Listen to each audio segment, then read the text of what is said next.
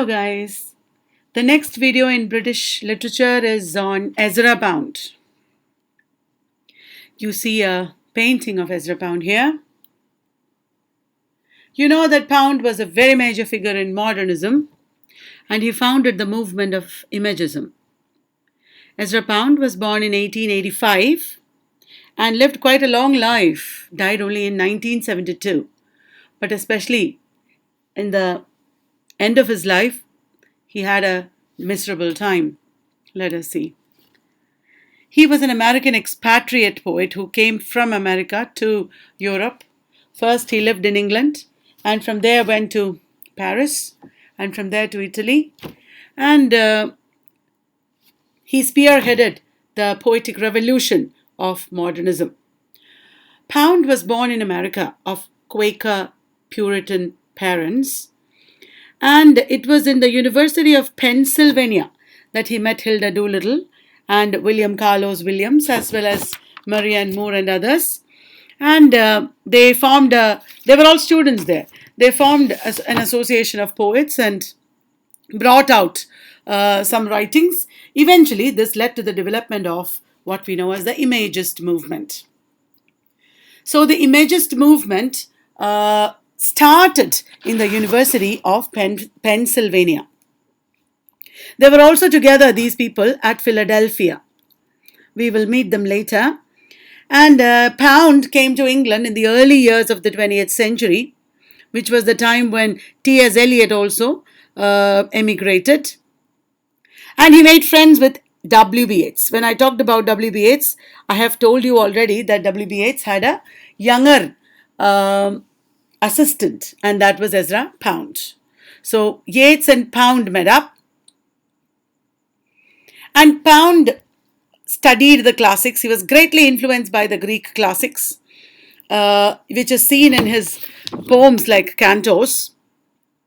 And he was also inspired by Japanese traditional verse. He introduced W.B. Yeats also to Japanese and Chinese verse and North theatre. These influenced Yeats as well as the Imagists and Modernists. And eventually he formed the Imagist group. And this was a culmination of an experiment that he did in language. He experimented with new ways of using language and new ways of writing that departed from the earlier traditions of poetry. And his aim was to change the structure of language, because he believed that to change the structure of your language is to change the way you think and see the world. Remember, being an early 20th century modernist, Ezra Pound lived at a period of transition. Europe was undergoing a lot of changes at this time because of Industrial Revolution, because of the coming of technology, along with Industrial Revolution, and also because of the World War. So he wanted to change the way people looked at the world, their perspectives, and he thought that changing the style of poetry or language is one way to change the world. Now, let us take a look at Pound as a modernist. This is only an introduction. Chronologically, how he embarked on modernism and imagism, I will tell you after this. Ezra Pound's slogan was "Make it new." He wanted to make poetry new. He exhorted writers to reject traditional forms and techniques and ideas, and this came to be the movement called Imagism. He exhorted writers to reject traditional forms, techniques, and ideas, and he edited The Wasteland. T.S. Eliot's Wasteland was a group of poems. It was very fragmentary, and it is Ezra Pound, the better craftsman, who gave shape to The Wasteland. Ezra Pound's movement of Imagism called for verbal concentration, direct treatment of the object, and expressive rhythm. Verbal concentration. Poetry is written in a very concentrated language, directly treating the object and using rhythm in a very expressive manner. Pound defined poetry as melopoia or melody making, phonopoia or image making, and logopoia or the world or thought making. So poetry should involve the making of melody, the making of image, and the making of the thought or the world. So the three aspects of poetry he highlighted. Now, among his early works, there are many short poems and works that he wrote. Very important is Ripostus. Ripostus is published in 1912, and it is often considered the first Imagist collection, and it contains 25 poems. These poems show Pound's movement towards economy of language, which led to Imagism later. How to use language in a very strict economic manner, how not to use many words, how to use just bare minimum words and create poetry. This kind of modernism is there in Sri Aurobindo in Indian literature. Aurobindo talks about mantric poetry, poetry that approximates the mantra, poetry that will directly communicate to the reader without needing the medium of words and other things. So this is modernism. Ezra Pound also advocated a very austere, very strict, saintly, austere kind of poetry that is economic in language, and that eventually became the movement called Imagism. Pound at this time made translations in Ripostus. He included his translations from Old English and Italian. Pound was greatly interested in classical literature and medieval literature. He was interested in history. All that is seen in his writings. At first, Pound had attached to Ripostus an appendix. There was an appendix at the end, and it was called The Complete Poetical Works of T.E. Hume. That sounds like another book. T.E. Hume was actually the father of Imagism, because all the ideas that Pound eventually got and practiced are all ideas propounded originally by T.E. Hume. T.E. Hume was not a major poet, he was more of a philosopher. He has written some poems, and those poems Pound attached with respect to his Ripostus. And that appendix is considered to have inaugurated Imagism, because those were written first, and these are poems that are prototypically Imagist poems. The original ideas of T. Hume are applied in these poems. They are like the prototypes of Imagism, or the origins of Imagism are found here. And now Ripostus has attached the poems of T. Hume as an appendix. Eventually, that appendix was not used in Ripostus later. Right. So, what is this Imagism that we are talking about? Imagism is a kind of poetry that directly presents images or word pictures. If you think of a poem that works like a still photograph, just a picture, just a still photograph, a picture, but made of words, then that is like Imagist poetry. A bottle on my table sitting on a bundle of books, a stack of books, I can say. A bottle on my table, okay, take out my, why should my be there? A bottle on the table, on a stack, why sitting? No need of sitting. A bottle on my table on a stack of books. Like this, I mean, this is stupid, this is not poetry, but this is the technique by which they wrote Imagist poetry. Imagist poetry is just an image, like I said just now. Direct presentation of images. These images will speak. That is the communication. Okay? So, image is that which presents an intellectual and emotional complex in an instant of time. That's a very famous definition of the image that Ezra Pound has given. And Imagism employs the use of specific, not general words. Use only specific words, very specific words, not general words. And there should be careful use of adjectives. No need of packing your poetry with descriptive adjectives. Use very minimal adjectives, sometimes very minimal nouns, minimal number of nouns, that is. Short words with careful selection. You don't use just over and over again, superfluously. You don't use words. Did you understand? The attempt is to freeze a single moment in time and capture the emotions of the moment. The attempt is to freeze a single moment in time. Take one snapshot of a moment and freeze it in words. capture the emotions of that moment without letting the emotions develop or without describing the emotions. Did you understand? It is like a snapshot. And whereas traditional poetry emulates the epic, it describes so much is brought into it, so many words. This is like a snapshot. As I told you already, there was the influence of Japanese and classical European art. And Pound's method is called the ideogrammic method. Ideogrammic, that is a name given to his method. What is the meaning of that? It is a technique which allows poetry to deal with abstract content through concrete words.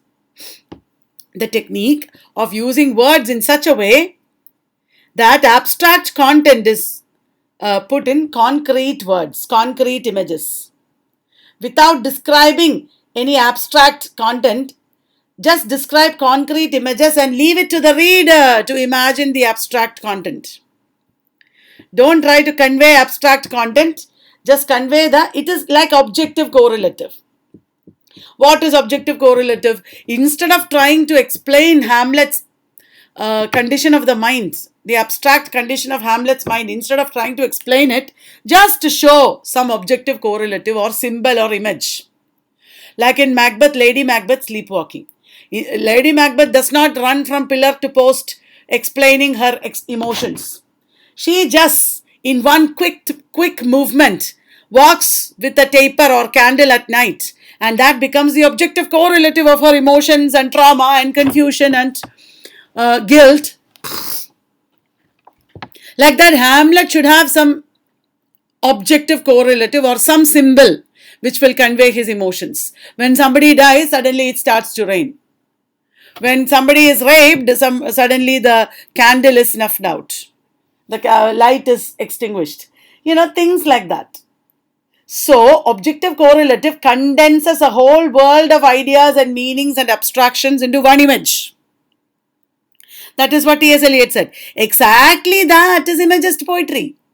Imagist poetry is exactly that. Condense a world of emotions and ideas and sensations and abstractions into one image. So much depends upon a red wheelbarrow glazed with rainwater beside the white chickens. Just one picture of a red wheelbarrow is painted in those words. The apparition of these faces in the crowd, petals on a wet black bough. Poem by Ezra Pound. It just paints the picture of a metro train passing through the station. Finished. So, this is the ideogrammic method, the technique which allows poetry to deal with abstract content through concrete images. Now, Pound was influenced by haiku. Haiku is what? It is a Japanese kind of poetry. 3 lines are only there. Only 3 lines in that poem. And the lines have very small, fixed number of syllables. First line has 5 syllables. Second line has 7 syllables. And third line has again 5 syllables. 5, 7, 5 syllables. That is haiku. Tanka is another Japanese style. It is 5-lined poetry. In English, there is another 5-lined genre called limerick. Tanka has 5, 7, 5, 7, 7 syllables. Did you understand? Now, the first anthology of Imagism was Des Imagistes, 1914. In 1914, Ezra Pound and others brought out the first anthology of Imagist poetry. Almost all the major images were represented there. And this anthology was the first anthology of Imagism. Ezra Pound was not the main poet here, but he was the spokesman for all the poets. He wrote about their poetry. He laid down the rules of Imagist poetry eventually. He became the spokesperson. Ideas were T. Hume's, poetry was other people's, but Pound is the man who started the movement and became the spokesperson for the movement. Now he distinguished old symbolism from this new Imagism. Pound made it clear that there is nothing ornamental in Imagism. The image is itself the speech. There is nothing ornamental in Imagism. The image is itself the speech. You don't have to speak anything extra. The image will speak for itself. I hope all this is clear. Now let us come to the influence of T.E. Hume. Okay? T.E. Hume was an aesthetic philosopher who influenced modernism and wrote a small number of poems. T.E. Hume was not a man who wrote a large number of poems. He wrote a very small number of poems. And as you remember, these poems are the appendix of Ripostus. Pound joined the School of Images. What is that? It is an association of English poets. Remember, Pound is an American expatriate at this time. So, there was an association of English poets called School of Images. It was founded in 1909 by T.E. Hume himself. And T.E. Hume earlier had another association called Poets Club, founded in 1908. School of Images grew out of the Poets Club. And do you know, the School of Images brought out the Book of the Poets Club. One book called The Book of the Poets Club was also started by the School of Images, which grew out of the Poets Club.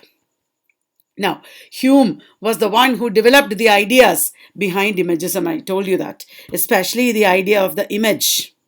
What is the image? Which involves an instantaneous reception of information through the senses. The image involves an instantaneous reception of information through the senses. A sudden reception of information through the senses. Now, Hume was himself influenced by Henry Bergson. Henry Bergson was a very major philosopher who inspired modernism, and Henry Bergson was the author of Creative Evolution. Creative Evolution. Now, Harriet Monroe and Poetry magazine also inspired the Imagists and Modernists. What is that now? Harriet Monroe was the founder of Poetry magazine. Poetry, a magazine of verse. This was a Chicago-based magazine founded and edited by Harriet Monroe.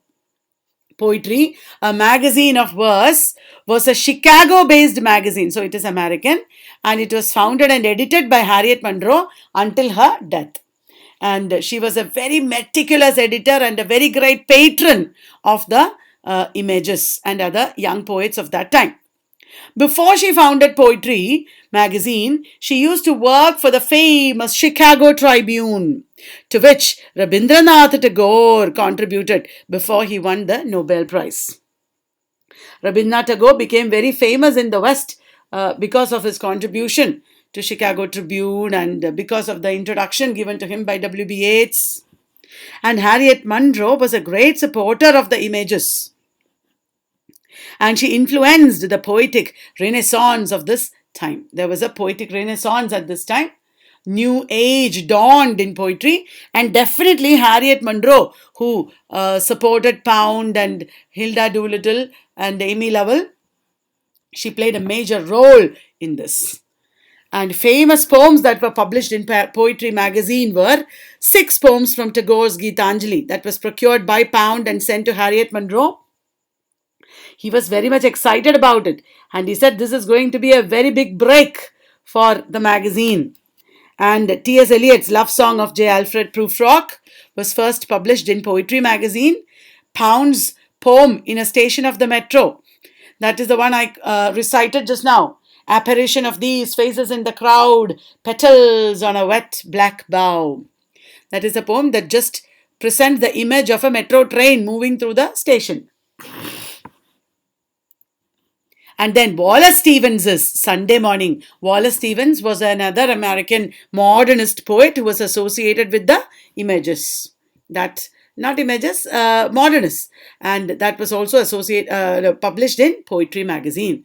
The famous non-profit organization Poetry Foundation.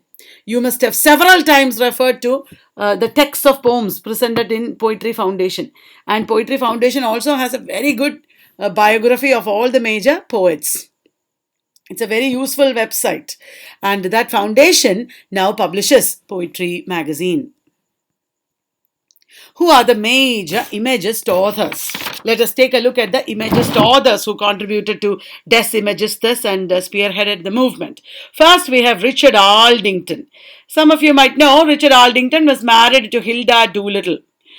This Hilda Doolittle was one of the pioneering, I have mentioned her here, I'll talk about her presently. Hilda Doolittle was a pioneering founder member of the Imagist movement. As I already mentioned, Hilda Doolittle, William Carlos Williams, Marianne Moore, Ezra Pound, all of them hung out together as students in Philadelphia as well as University of Pennsylvania. And Richard Aldington wrote a large number of poems actually. Des Imagistus, the anthology, 1/3 of that anthology is Aldington's poems.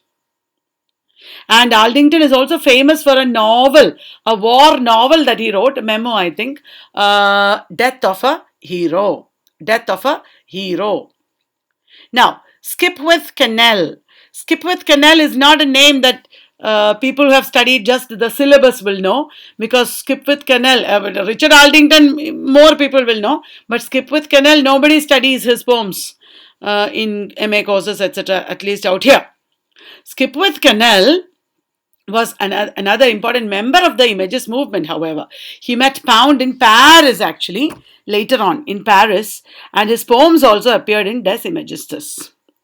And John Cournos, he is also known by his pseudonym that you might have heard probably, John Courtney. He was a poet of Russian and Jewish ancestry. And he was not only just a poet in English, he was also a major translator from the Russian language, John Cournos. And he was here living in England, America, because he was anti-communist. And he was in exile from Russia. John Cournos. Will you remember? Next, let me talk about H.D. That is the pseudonym of Hilda Doolittle.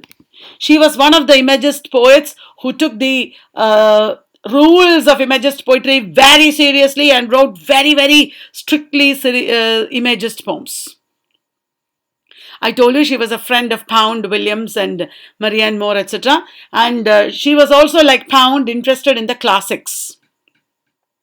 She married Richard Aldington, but later broke up with him also. And she has written a large number of poems. Ezra Pound famously edited her poems and wrote underneath the poems H.D. Imagiste. That is how the name Imagist became popular, and also the pseudonym H.D. also became popular.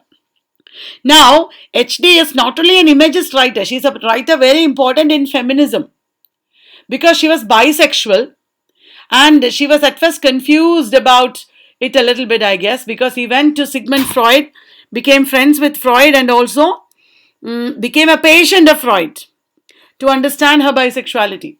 But she was never apologetic about it, and then she talked about it openly. Thus, she also became a very major icon for LGBT rights. And feminists have upheld the works of H.D. Then there is F.S. Flint. F.S. Flint was directly associated with Hume as well as Pound, and that was in the School of Images, if you remember. And in the 1930s, you know what happened? There was the Great Depression in America and Europe, in England. And many poets actually left art, not just poets, artists. Many artists and poets left art and poetry and turned to economics. They began to study economics. F.S. Flint was one of them. Because these poets believed that, okay, in this time of modernism and war and Great Depression, poetry is not going to save us. We need economics. So our F.S. Flint took up economics. And about School of Images, I have already told you. It was a short-lived poetic association formed from the Poets Club. And the School of Images was started by T.E. Hugh. Next is Ford Madox Ford. Ford Madox Ford I have already talked about under the early 20th century writers. Ford Madox Ford, if you remember, is best known for his novels such as The Good Soldier, Parade's End tetralogy, Fifth Queen trilogy, etc. But he also wrote a number of poetry collections as well as literary criticism. And he is also a member of the Imagist group. Now, a very surprising figure is James Joyce. You know him as a novelist, and short story writer. But one poem by James Joyce, I Hear an Army, that is the name of the poem, that is included in Des Imagistes. He had actually sent this poem to W.B. Yeats, and W.B. Yeats had sent it to Ezra Pound. That is how Pound published it. And later, Pound became a great patron of Joyce's style of writing. And it was Ezra Pound who led to the publication of a portrait of the artist as a young man, and also Ulysses. I have mentioned this before if you remember. So Joyce is also an early Imagist poet. And then there is Amy Lovell. Amy Lovell was also one of the earliest members, and she was she was the editor of all the Imagist publications. We are talking about Amy Lovell. And she wrote a number of poems, very meticulously rewriting Chinese poetry and writing haikus, etc. Amy Lovell is also well known as the biographer of John Keats. Then we have Ezra Pound. We are actually talking about Ezra Pound in this video, so I'm not elaborating on him here. Alan Upward. He's also a man who has contributed to Des Imagistes. And then we have the very famous writer, William Carlos Williams. William Carlos Williams was a very popular writer, and his most famous poem is The Red Wheelbarrow, which I quoted already. Now, William Carlos Williams was also a successful medical doctor, and he was also a painter. William Carlos Williams and his mother were both interested in painting, and Williams was a very major influence on the 1950s group of poets called the Beat Generation. William Carlos Williams inspired the Beat Generation. You might know from Red Wheelbarrow that as a poet he experimented with the image and with rhythm and diction. Next, what are the three principles of Imagism? It was laid out in A Few Downs by an Imagiste by Ezra Pound. Ezra Pound wrote A Few Downs by an Imagiste. And the three principles of Imagism, or the three rules of Imagism, are direct treatment of the thing, whether subjective or objective. The thing should be treated directly, whether it is subjective or objective. Don't beat about the bush, don't describe too much, just describe it directly. And to use absolutely no word that does not contribute to the presentation. Absolutely no word should be used that does not contribute to the presentation. Use just the minimum words.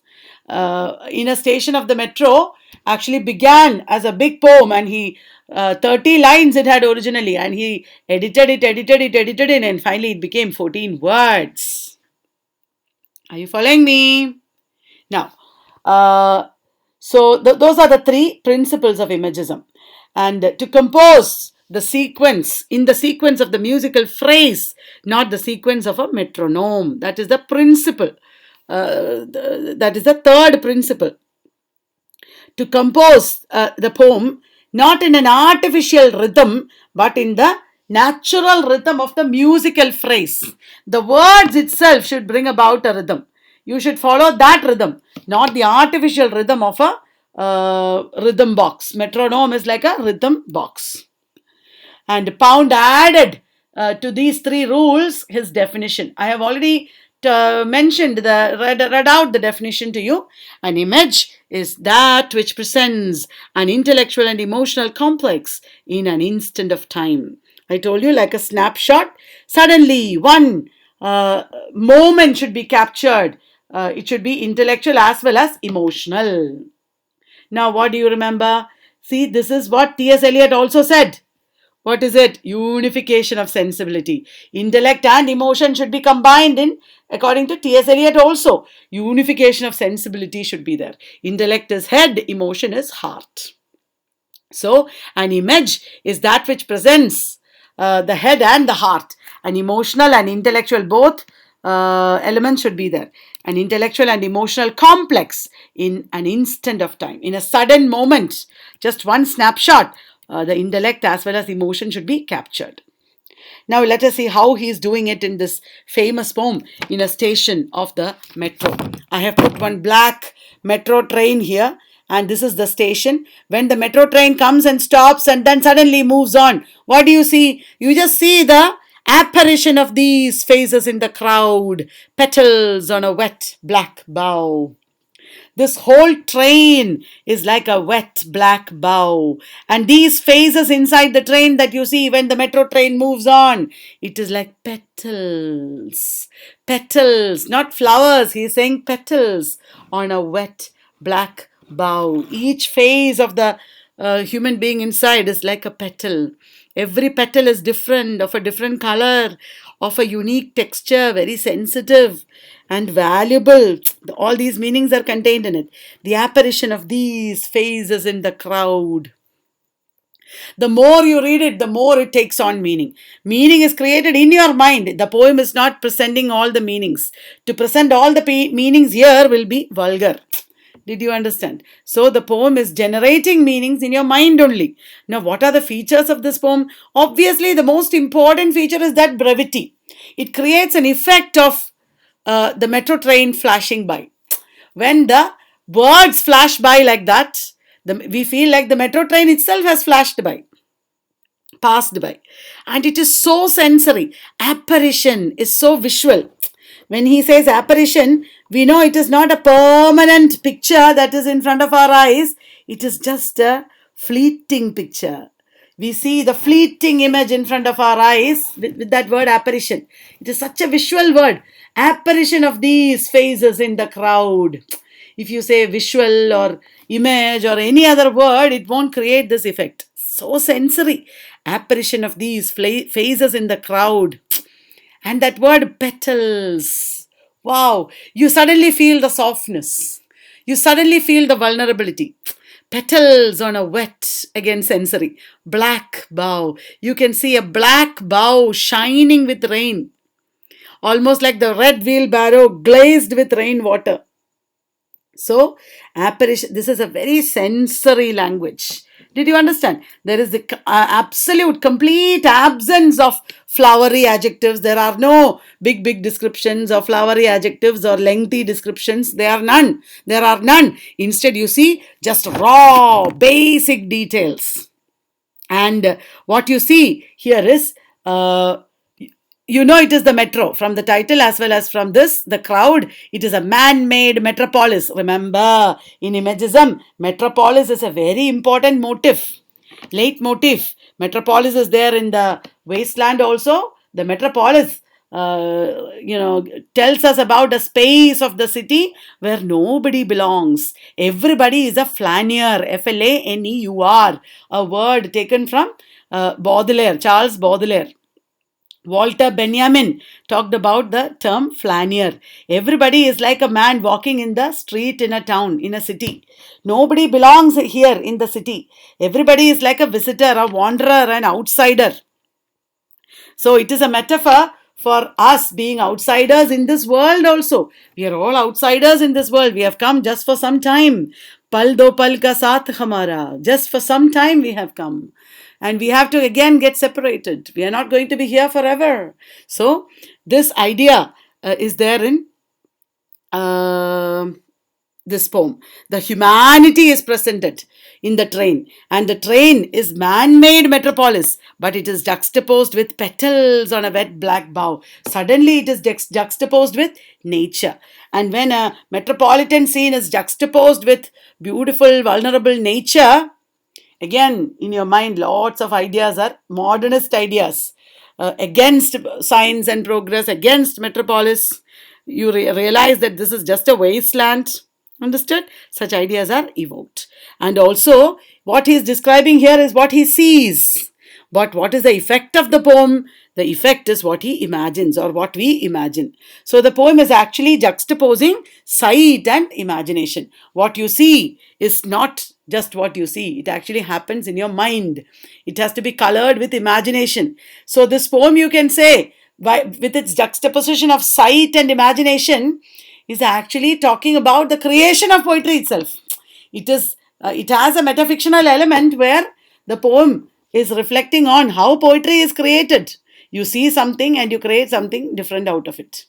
Did you understand? Like this poem has been created. If I sit and speak about this poem, I can go on and on and on. There are so many meanings here. So many meanings can be found here, but it is all in our mind. It is not given by the poet. Did you understand? The poet is not the authority here. The poet is just presenting a snapshot, and it is up to the reader. So, what is contained here? What idea? The death of the author. The author should be impersonal. The author should be just standing outside his text and letting the reader interpret it. T.S. Eliot's impersonality theory is applicable here. Roland Barthes' death of the author is applicable here. The author is not explaining, he is not expressing his emotions and personality here. The author is not trying to fix meanings for us. He is leaving the poem completely open to our interpretation. Every one of you might interpret this poem in a different way. Okay, it is okay. All these interpretations are valid. Did you understand? Because the author is not the sole authority of meaning here. Now, people might be wondering what is a haiku. Jack Kerouac has written many haikus. I have put one haiku here. Snow in my shoe, abandoned sparrow's nest. Just that. Poem is over. I remember in my BA, when I came across Ezra Pound's poem, no, it was Red Wheelbarrow. When I came across William Carlos Williams's Red Wheelbarrow for the first time, I was a BA student. And I remember I used to spend a lot of time at the library, because I used to like reading, and my parents and everybody told me, you are taking English literature, you should read a lot. So every day until the library closes, I would sit and read at the library. And I remember I wasted many days, 2-3 days I wasted looking up book after book, because no internet is there. I looked up book after book after book, trying to find the rest of the poem. I thought that is only beginning of the poem. I wanted to find the rest of the poem. I think only in MA I discovered there is no rest of the poem. I'm talking about the Red Wheelbarrow. Now look at this poem. Snow in my shoe, abandoned sparrow's nest. Wow, one shoe is lying outside, only one shoe. And snow has collected in it. Snow in my shoe. There is a feeling of abandonment here, desertion here. Why is the shoe lying outside? Because it is old. We discard and desert old things, right? Useless things, and take up new ones. Or is it even because the author is dead and probably he is writing after death? We don't know. Snow in my shoe. The shoe is useless now. And there is only one shoe. Or does it belong to a one-legged man's shoe? Does it belong to a one-legged man? Snow in my shoe. Abandoned. It is lying outside. Is it because this is a homeless man? Is it because he doesn't have a home? Is it because he doesn't want to go home? Snow in my shoe, abandoned. Oh, that feeling of abandonment, desperation, desolation, that is contained in the second line. That is exemplified, epitomized in the second line, abandoned. And that word is lying abandoned alone. Snow in my shoe, abandoned sparrow's nest. Again, he is comparing the shoe with a nest. And the shoe has become a sparrow's nest. Or is it the shoe is like a sparrow's nest? And a sparrow's nest is also abandoned. Why? Because probably the sparrows have grown up, the chicklets have grown up and flown away. Or is it because they are dead? Somebody ate the eggs or killed the babies. Remember, in the context of war and 20th century modernism, Jack Kerouac was also a Beat generation poet who came in the 1950s after war, Second World War. In the context of war and the desolation that people left in Europe after the war, you're also reminded of war and bloodshed. So many houses and buildings must have lain like this, collecting snow after the bombing. Can you imagine? Abandoned because all the people there died. Wasteland it became, Europe. And so See just a few words. 7 words only, and I have been talking for a long time about it. I can still go on and talk and talk and talk and connect it to everything I feel and I know. This is the importance of Imagist poetry. You can't do that when the author fixes meaning. In many poems, the author fixes meaning. He will give us the meaning completely, and there is nothing left for us to do. Did you understand? Now look at William Carlos Williams's Red Wheelbarrow. So much depends upon a red wheelbarrow glazed with rainwater beside the white chickens. See, there is a rhythm there. So much depends upon a red wheelbarrow glazed with rainwater beside the white chickens. Read it again and again and see it in your mind. He's saying so much depends upon a red wheelbarrow. Again, the red wheelbarrow looks like abandoned, glazed with rainwater it is. Not snow, but rainwater. And there are white chickens beside it. Wow, red wheelbarrow and white chickens. Look at the contrast. Red wheelbarrow.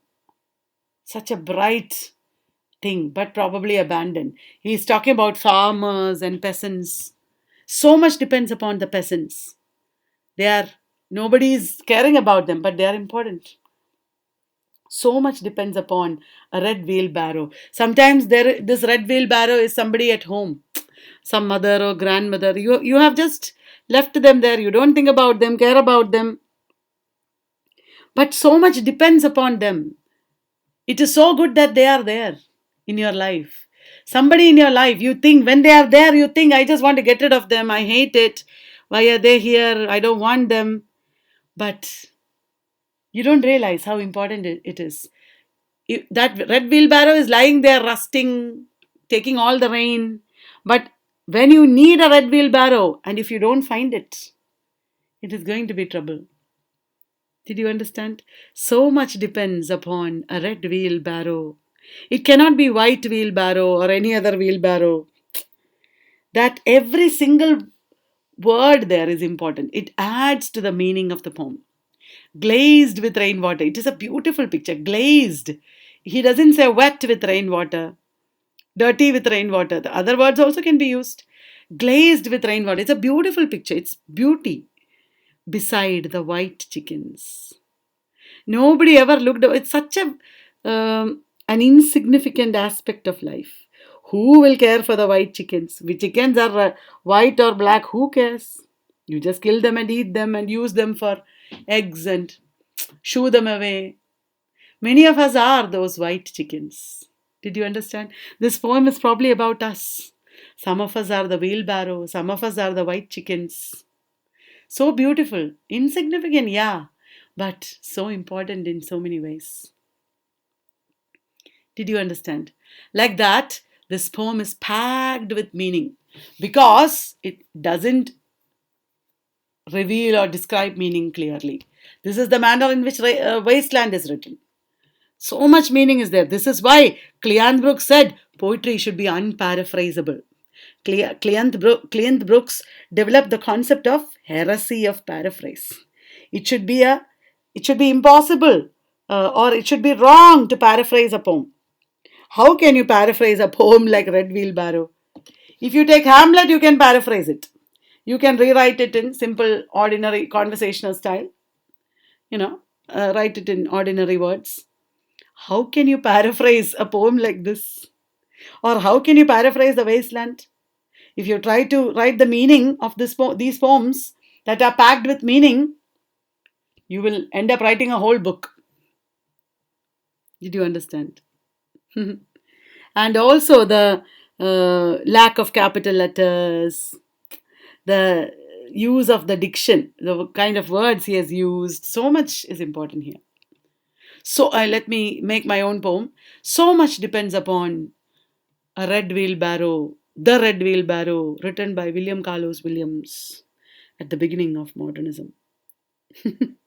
How's my poem? So much depends upon The Red Wheelbarrow, written by Williams at the beginning of modernism. Okay, now, Vorticism. Now, what is that? Ezra Pound contributed to his friend Wyndham Lewis's literary magazine Blast. Remember, Ezra Pound's friend is Wyndham Lewis. Pound contributed to Lewis's literary magazine called Blast. That was a magazine that Wyndham Lewis edited. And together they extended Imagism to Vorticism. They were fed up with Imagism, and Imagism moved on to become Vorticism, but it did not become a very major movement. Vorticism was partly inspired by Cubism. Cubism, is an art movement. It is Pablo Picasso's movement. And what Pablo Picasso did in Cubist art, is what the Imagists did or Vorticists did. That is, Picasso also used unconventional forms and packed meaning into his paintings. Traditional poetry is like realism, where the poet presents the reality as well as its interpretation. Nothing is left for us to do, just enjoy. But Cubist painting is not like that. Cubist painting is very difficult to understand. Like the wasteland is difficult to understand.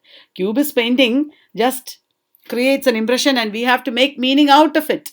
We have to interpret it. Vorticism is partly inspired by that Cubism. Vorticism rejected realist styles. It rejected landscape and nude figures in favor of a geometric style tending towards abstraction. It is very closely akin to futurist painting. Futurist painting is a combination of triangles and squares and rectangles and circles. And futurist painting does not create any familiar realistic forms. Futuristic painting creates an impression of speed in an industrial society. Futuristic painting creates an impression of speed. Futurism in painting is associated with Russian formalism, with Vorticism, with modernism in general. So Vorticism also employed a geometric style tending towards abstraction. The image is a radiant node or cluster. When you use one image like Red Wheelbarrow, that is a radiant node or cluster of meanings. So many meanings are there in that one word, in that one image. So the image is a radiant node or cluster. It is a vortex from which and through which and into which ideas are constantly rushing. Image is a static thing. Image just stays there. It has many meanings, but it just stays there. But vortex is not static. It is dynamic. It is always changing. And more and more and more meanings are rushing through it, into it. Vortex is dynamic, unlike the image. Did you understand? That is the limitation of the image. Once you have presented it, it is there, finished. But Vorticism is not like that. It tries to bring dynamism and movement into poetry. Now, Ezra Pound wrote in 1920 another major poem, Hugh, Selwyn, Mauberley. It is made up of 18 short poems in 2 sections. It's actually a collection of poems. And it has 2 sections. The first section is autobiographical. In the first section, Ezra Pound is actually telling his own story, but not directly. He is not speaking to us in first person. Very strangely, it is narrated by his third person alter ego. There is another character, a third person alter ego, who is narrating this story of Pound's life. And it emphasized, I told you, his interest in the great poetry as in classical Greece. His interest was in classical poetry and literature, and Hugh Selwyn Mauberley emphasizes that the importance of great poetry we should recognize as in classical Greece. The second section depicts Hugh Selwyn Mauberley, whose life, like Pound's, has become sterile and meaningless. In the second section, we have the picture of a very sterile and meaningless life of Hugh Selwyn Mauberley, the poet. The last poem here is the Medallion. The poem Medallion, where he alludes to Venus as a symbol of beauty. The book contains lines from many European languages. He has put many European languages into this poem. And it is regarded as a turning point in his career. This poem is regarded as a turning point in his career. It marked his farewell to London, and he went from London to Paris. He was fed up with London by now, and from here he went to Paris. There he met Gertrude Stein and the Lost Generation writers. Remember when I talked about Ernest Hemingway, I have talked about Lost Generation.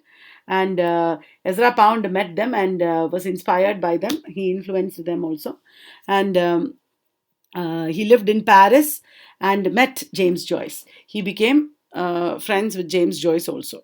At this time, the war had shattered Pound's belief in modern Western civilization, and he saw the Vorticist movement as finished and doubted his own future as a poet.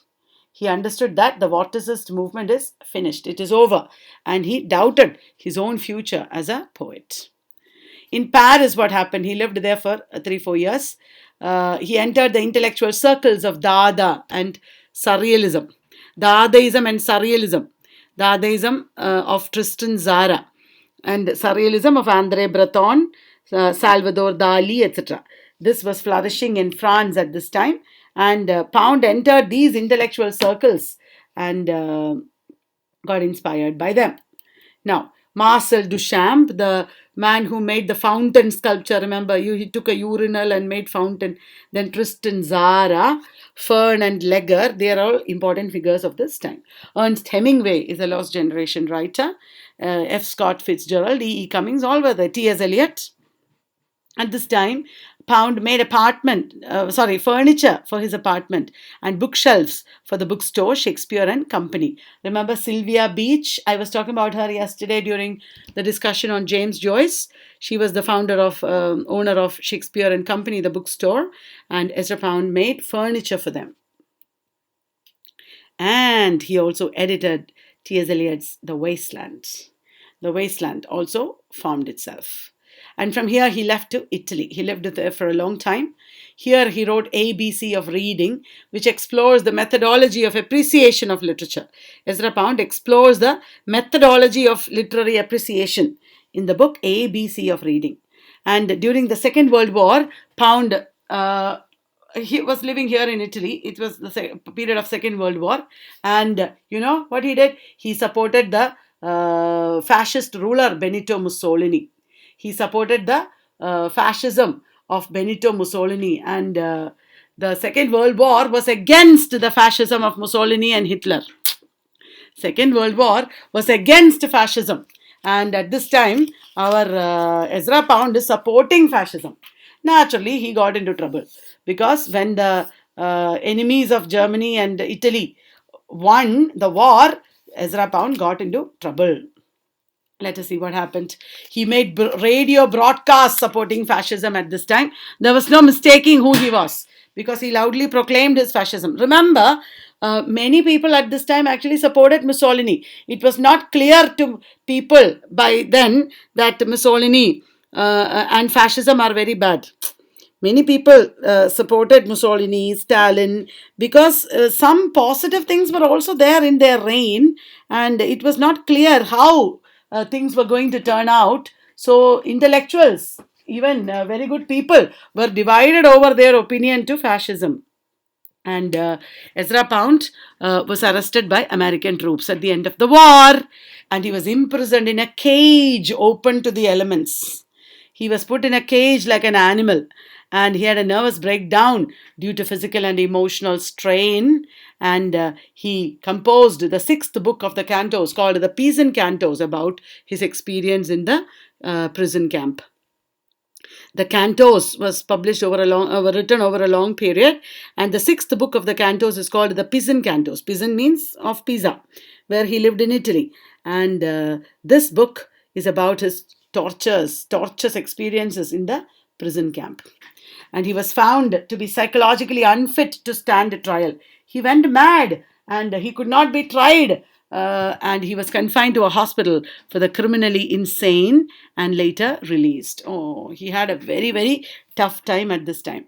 And then he died eventually long after this in Italy. God granted him an unnecessarily long life, I suppose, because after this he did not write much and he deteriorated. Poor man suffered a lot. This is a picture of the cages where Pound was held. Like a gorilla or something, he was put there. The Cantos is a long, incomplete poem written between 1915 and 1962. It has 116 sections.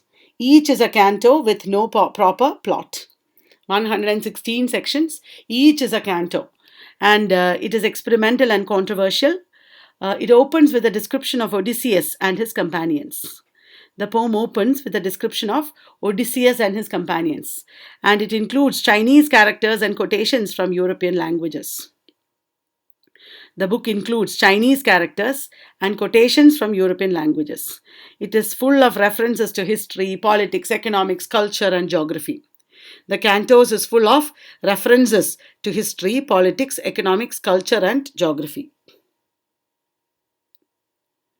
And he's referring to classical history, medieval history, politics, economics, because it was very important at this time, culture, even geography.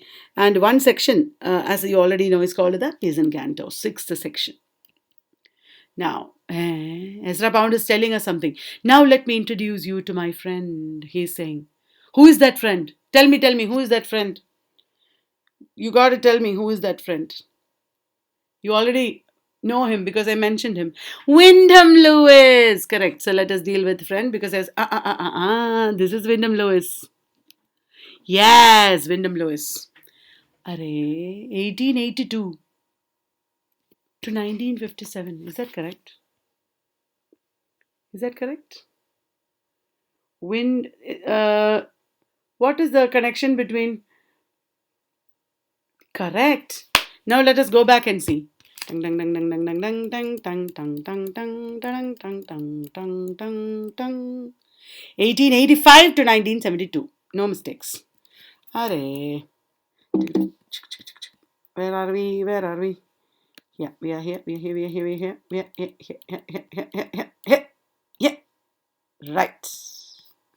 So, Wyndham Lewis lived from 1882 to 1957. He was a major British artist and writer of the early 20th century, reputedly born on his father's yacht. He was born on his father's yacht of the Canadian province of Nova Scotia. And he returned to England, was educated in England and Paris, and travelled around Europe. And he was a painter. That is why he got inspired by Cubism. His paintings were exhibited, and it brought him into close contact with the Bloomsbury Group. He co-founded the Vorticist movement in art. It is actually a movement in art, and it got translated into poetry and Imagism. Co-founded the Vorticist movement in art and edited its literary magazine, Blast. And he served in the Royal Artillery during the First World War. The major works of Wyndham Lewis are Tar, The Human Age, Enemy of the Stars, The Art of Being Ruled. Tar is a modernist novel set in the bohemian milieu of pre-war Paris. Tar is a modernist novel set in the bohemian milieu. Bohemian, people who lived a bohemian life, like hippie life in pre-war Paris. Tar presents two artists and their struggles with money, women, and social institutions. And the novel abounds in Nietzschean themes. The Human Age is a trilogy comprising The Childermas, Monstre Guy, and Malign Fiesta, set in the afterworld. Enemy of the Stars is proto-absurdist, expressionist. The Art of Being Ruled is political and artistic manifesto. Argues that mechanical change is inevitable in the society. It is a response to the mechanical age. Change and revolution should be embraced by the artist. Time and Western Man is a philosophical discussion that includes penetrating critiques of James Joyce, Gertrude Stein, and Ezra Pound. Time and Western Man is a philosophical book. One Way Song is a book of poems. One Way Song. The Apes of God is a biting satire on the London literary scene. The Apes of God. Hitler presents Adolf Hitler as a man of peace. Adolf Hitler is presented as a man of peace whose party members were threatened by communist street violence, supporting Hitler against communism. Men Without Art is a non-moral satire, contains one of the first commentaries on Faulkner and a famous essay on Hemingway. Men Without Art. Men Without Women, Hemingway has written, isn't it? They were contemporaries, remember, and friends. His novels have been criticized for their satirical and hostile portrayal of Jews, homosexuals, and other minorities. Wyndham Lewis was anti-Semitic and homophobic. He launched the magazine The Enemy, largely written by himself. The theoretical and critical works published in it mark his deliberate separation from the avant-garde and his previous associates.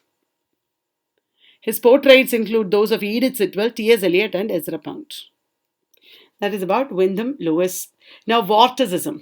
It was a short-lived modernist movement in British visual and literary art. The Vorticism group began in 1912 with the Rebel Art Centre, which Lewis and others established after disagreeing with Omega Workshops. Omega Workshops founder was Roger Fry. He was one of the Bloomsbury Group members.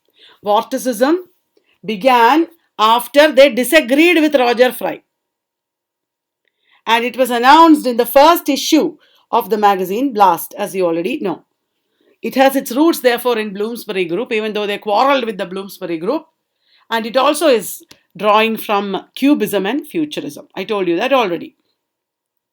Now, what is Vorticism? Vorticism, we already saw a little bit of it in Pound.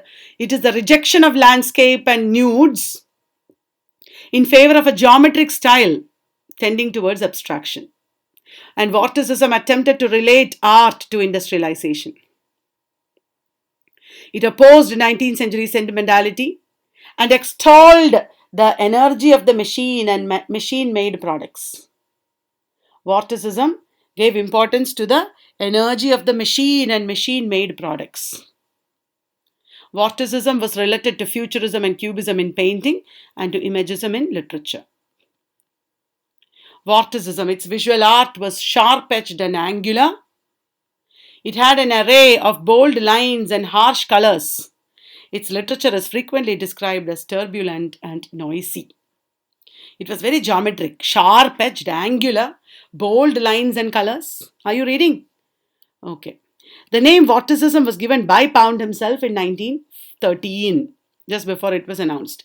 Other major figures were Richard Aldington, our Imagist, Malcolm Arbuthnot, Lawrence Atkinson, Jessica Dismore, Cuthbert Hamilton, William Roberts, Helen Saunders, and Edward Wadsworth. Now, you may have heard some of these names for the first time. That doesn't matter. You have to hear some of these names for the first time now in the context of Vorticism. The movement broke up largely due to the onset of First World War and public apathy towards the work. People started losing interest in it and the movement broke up. Now, this is a vortex, if you want to know, like a whirlpool. Ezra Pound envisaged a vortex from which and through which and into which ideas are constantly rushing. Did you understand the idea now? So that is it. Thank you, folks. I hope you enjoyed. Next is T.S. Eliot. After a break, it will be another video.